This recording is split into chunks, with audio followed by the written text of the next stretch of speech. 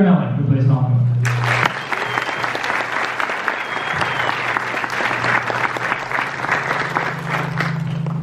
Thank you so much to all of you for being here this morning. I will start. I'll start with a few questions, and then we'll take them from you. Maybe a question first for the director and producer of the film. Fran, I know that you did Macbeth on stage a few years ago at Berkeley Rep, also playing Lady Macbeth. Did the conversations about making a film Macbeth start for you and Joel around that time, or did it predate that production? I think I had asked Joel a couple times if he was interested in doing it on stage, and he said absolutely not. He had no interest in doing theater, though I tried probably over about a 15-year period, and then gave up. Was very fortunate to do it at Berkeley with Dan Sullivan, who knows his way around Shakespeare and the theater. And then I think, though, that did inspire Joel to think about it as a screen adaptation. Yeah, it's interesting because Dan very generously let me sit in on some of the rehearsals that they were doing, and they were putting it up on stage at Berkeley Rep, which was really great for me, actually. I really appreciate it. Thank you for that. But as Fran was saying, my feeling is always that I'm not a stage director. I really wouldn't know what to do, honestly. I did say to him at a certain point, if you want to think about it as a movie, yeah, or if you let me think about it as a movie, I might get somewhere with it, and maybe do something interesting. What does that mean for you to think about Shakespeare as a movie? Well, I just, it means that unlike doing something on the stage where there's one sort of visual metaphor for the whole thing, which is the sort of primary stage set in terms of what you're looking at. It's just not the way my brain works. I mean, movies are very much about where you're looking, from where you're looking, and how long you're looking at a very particular thing from a particular angle. And that's really been, that's what distinguishes it from theater in many ways. I mean, that's one way of looking at it. But just going to how you think about something in terms of adapting it dramatically for somebody to look at. Since we have so many of the amazing cast with us, I thought maybe we could talk a little bit about, and that's something that's always very important for Shakespeare, whether on stage or on screen, is just putting your company together, and starting, of course, with Denzel Washington, and one of his great roles here. Very early on, did you think of Denzel in this role, and how did you feel about the rest of the time? Yeah. and what was great was it was a pretty short conversation. You said, yeah, you were like, yeah, let's go. Yeah, you don't make lists for the best, for a generation's Macbeth. One's born and then they play it, from my point of view. So Denzel, you said yes right away? Yes, I do. This is a fascinating journey for me. I went to school 1,000 feet from here and played a fellow at 20, did a level 2. So just a long 1,000 feet. But we were working with two, not just almost used the word old, more states, whatever the word is, Elders. masters. Elders. And then witnessing the younger the master chases us down, like. But the cool thing, to go back to what you were saying, was that we were a company. The way Joel and Fran led us, we sat around the table, people played different roles. I should be talking. People played different roles, and we became, I think, a company. My daughter had maybe one line, and one of the actors. And the first day, whatever day it was, reading, Joel was like, "Well, man, you're going to read The King." And he threw everybody under the bus. We had to sink or swim, and you know, that's what we live for. So I'm honored and fortunate that they said yes to me. What was it like for you to return to Shakespeare on the screen? I mean, throughout your career, you've done Shakespeare several times in major productions, Richard III and Julius Caesar, of course, but you know, to come back to doing this role on screen, can you talk about what that was like for you?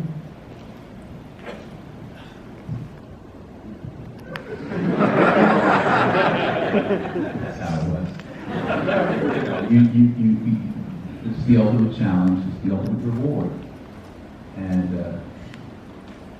you know, it's where I started and where I want to finish.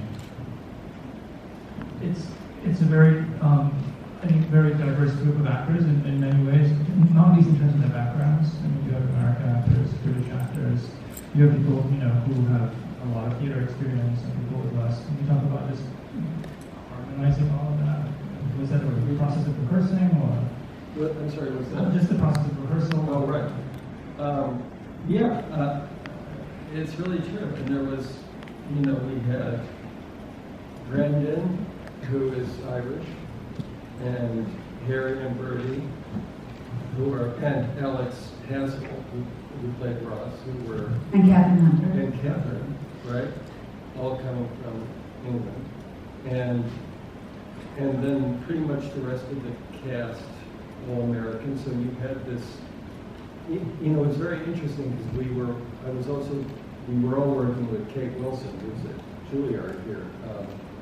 And one of the earliest discussions with Kate was, you know, accents, and I think actually, if I remember right, I think didn't we, like in an early rehearsal, we sort of experimented with taking the accents down to a sort of more... There wasn't an experiment. You said to Kate, ask them to do it all in American tomorrow. And 2-1, they all did it perfectly. Do you remember that? And then the next day, Joel said, no, go back. Right? They're like, oh, that was fun. Yeah, I just thought I liked the mix of it, and I also thought that it wasn't going to be a barrier to essentially accepting the world that we were making, you know, and that's kind of how we landed there. But you're right. I mean, beyond that, it's the cast was diverse in other ways, obviously, and I think that proceeded from a couple of plays. One was that the imperative for me at the beginning was who's playing Macbeth here, you know, and that was an easy and short thanks to Denzel. And everything else just sort of proceeded from there. So that's the way. And you got the Yale and the Juilliard Mafia with all the youngsters, right? There's a bunch of Yales and a bunch of... Yeah, no, I mean that the diversity in the dialects and the background of theater and film and training was kind of exciting in that room. And it was by invitation only, too, for at least 3 of the weeks. Was anybody that wanted to be in that room made themselves available to be in that room. And I don't think many people decided not to. Almost everybody showed up. It was great. I'd love to hear the other actors maybe say a bit about that. Bertie, Moses, Aaron. It's extremely rare to rehearse in this medium, right? And to rehearse in a meaningful way. So I think that was an enormous privilege. And one of the things I love about the film, I want to say, pay a huge compliment in every direction, is that I think it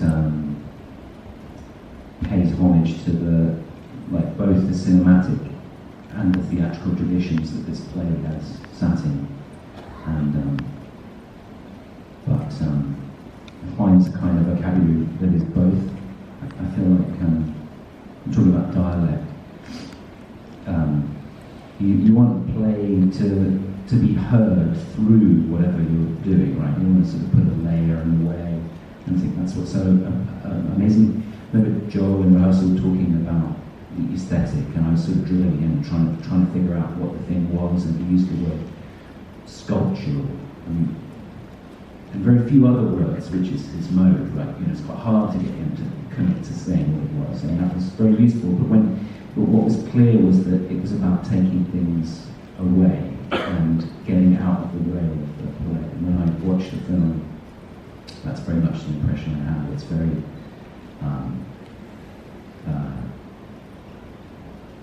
it allows the way everybody handles the language. I mean, everybody comes from their own different place and whatever, but you hear the play and you see what's going on in these people's souls, and I think that's extremely hard to accomplish.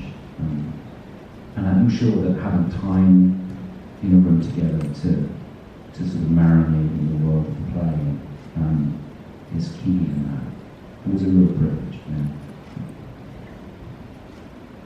Yeah, I mean, just what Bertie said really, the fact that we had, was it 3 weeks or 4 weeks just together, setting the language of how it's going to work, and everyone really pulling toward the same vision, which is sometimes rare in films because everyone's sort of coming at it from a different angle, but to have those 3 weeks where we sort of set out the mission of what we want to achieve was just, I think, vital, and why it's such a striking piece.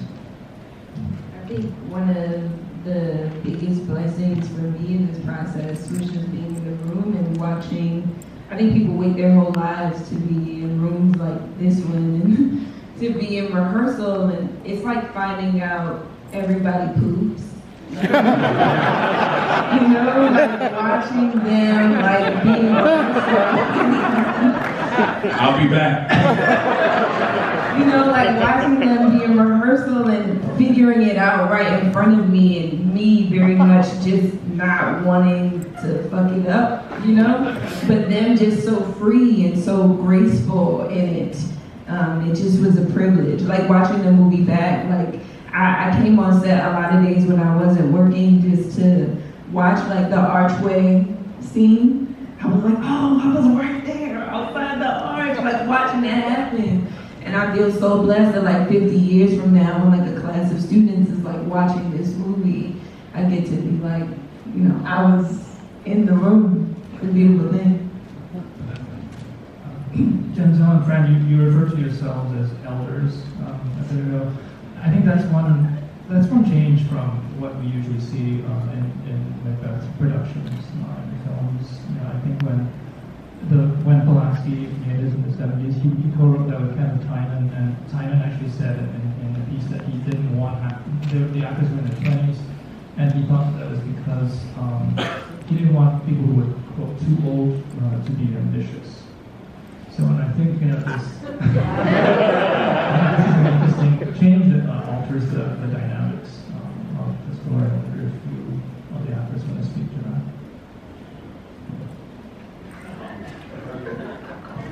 that. I'm sorry, what was the question? About being an older couple.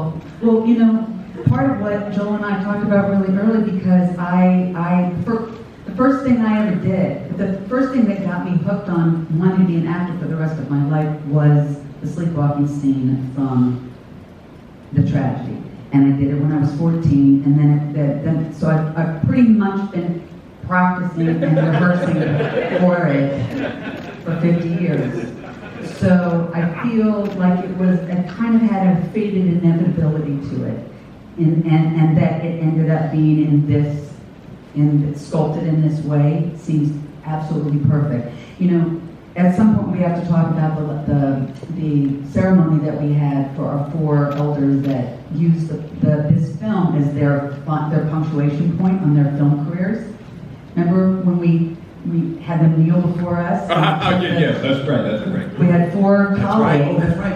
Carl and Yeah, and they decided to make this film their last film, and so we had a ceremony. We made these really beautiful medals on a beautiful ribbon, and we had the sword out, and they knelt. We helped them get up. Knelt, and made them knights and ladies. That was really, really big. That symbolically, perfectly, there is something perfectly punctuate, this is a perfect punctuation point in so many ways, for me, I know. And so, being an older couple, take it for a second. Because you know what, when I hear our company talk, it's like, this is the other thing about being an elder.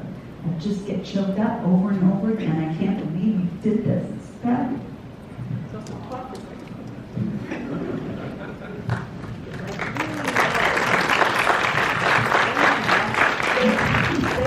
I think these plays get done again and again because they can take the weight of reinterpretation. So, of course, every actor brings themselves to every part they play. But the great roles they have that depth of field, I think. So something new is illuminated. I don't want to see the same version of, there's no such thing as a definitive version of these screenplays, I think. So, of course, I think it's revealing to put any given lens on the play. It's a built-in sense of urgency. This is it. This is the last go round.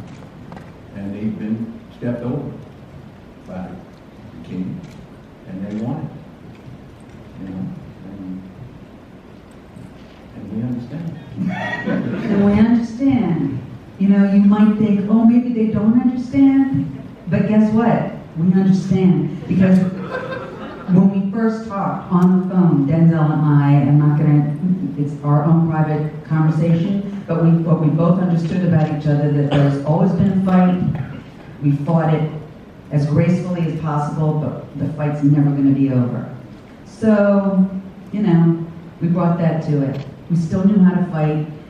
Maybe we were limping a little bit. Maybe it took us a little bit longer to get, but the fight was still there. Still knew how to win. We still knew how to win. I'm just going to ask one more before we open it up. Question for Joel. Obviously, I think a big part of the power of the film, it's the performances, it's the text, which is, we're very faithful to, but it's also the question of the staging and the look of the film. And there's a lot of choices that I think account for this very strong atmosphere of the film. I wonder if you could maybe talk about some of them. Black and white, Academy ratio, and just the staging. I mean, it's Bertie was saying you find a kind of middle ground between the cinematic and the theatrical, and I think that comes across in how it's staged as well. It's not, I think a lot of people would do a film Shakespeare and try to naturalize it by finding super landscapes or whatever, and right. Well, I sort of started from the place of, there are two ways of approaching this, which are, as you just said, the sort of naturalistically, you run the cast of songwriting about and write around other voices. And for me, and I think this proceeded a little bit from the first impulse that Fran asking me to do it on stage in a way, is I didn't want to abandon the notion of the play. It was taking a play and making a movie of it that was interesting to me, and not trying to make a play into a movie. I didn't want to hide play. And I think a lot of what Bertie said earlier on is really kind of, I hadn't actually, believe it or not, thought about it this way until you just said it, but a lot of the motivating sort of impulse in terms of design was taking things away. It isn't just about, the design was about stripping it down in a strange kind of way. And in that respect, I had, probably the longest gestation process for any design that we've done, because everything I've done in the past has been at least brushing up on naturalism, brushing it, no matter how amped it may have been. But but this seemed a totally different exercise, and I had the privilege and the good fortune to be able to Bruno Delvinel and Stefan Bishop, both of them, on this long process of figuring out what it was going to look like. The idea of shooting in black and white and the aspect ratio were actually pretty much do it from the beginning. But the thing about shooting it in black and white, which I've always loved, and I love black and white, I love it in general, not just in terms of this movie, is that black and white is a way of instantly abstracting an image in a way that everybody understands. You're abstracting it by taking the color away, but it's not like people read it as being abstracted vision. And that kind of abstraction seemed particularly suited to the enterprise of sort of preserving this as a play and the actual experience. Okay, we're going to take questions. You could raise your hand, or we'll call on you. No past microphones, so I'm going to ask you to please project, and if you could be concise, that would be helpful.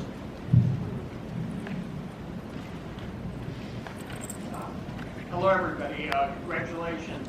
Joel, I wondered if, when you were doing this in black and white Shakespeare, if you saw this linking perhaps to the 20th century, like Brooke, Lear, Olivier, Hamlet, the Orson Welles, Shakespeare, it's kind of a linked process.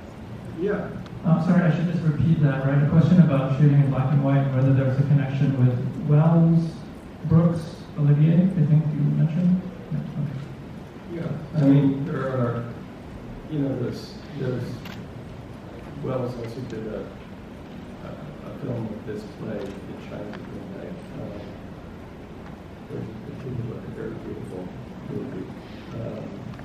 I think his adaptation of this play is a very strange movie, but it's interesting to look at. So there was that a little bit, but to be honest, it was, from a visual point of view, and what seemed like it would be interesting in connection with this play, we were looking more at like Dreyer than we were at, Wells. Because of the way he sort of strips everything down. I mean, again, going back to that same thing that Bertie was talking about. The lighting is also kind of like German expressionist. Or Danish, but also German expressionism. And Murnau, Sunrise, how you do big outdoor spaces on sound stages, which is this beautiful, beautiful thing people do, which nobody else has ever come close to. That was a big inspiration. And these sort of mind-boggling things that are so simple and so beautiful and so theatrical and seem so in keeping, again, with the kind of enterprise of keeping it a play. Yes, right here.